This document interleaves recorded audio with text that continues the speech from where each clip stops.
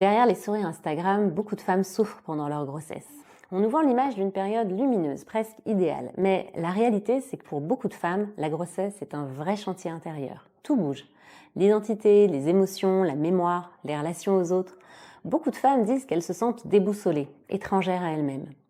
La plupart font des rêves incroyables, comme si leur inconscient faisait des heures sup.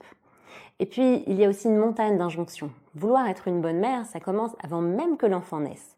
Prendre soin de soi, préparer l'arrivée du bébé, rester positive. Comme le dit Ilana Weizmann, autrice et militante féministe, il y a une véritable tyrannie de la maternité parfaite qui culpabilise les femmes au lieu de les soutenir. Il y a aussi les sources d'angoisse bien concrètes. L'inconnu du premier enfant, les risques d'une grossesse tardive, la peur de mal faire, surtout quand un bébé est très attendu, ou bien le poids d'une grossesse précédente compliquée.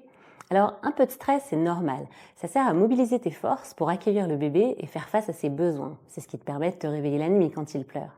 Mais si tu sens que l'angoisse est trop envahissante, ne reste pas seul et demande de l'aide.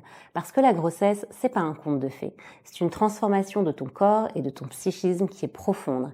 Et chercher du soutien, loin d'être une faiblesse, c'est une preuve de courage.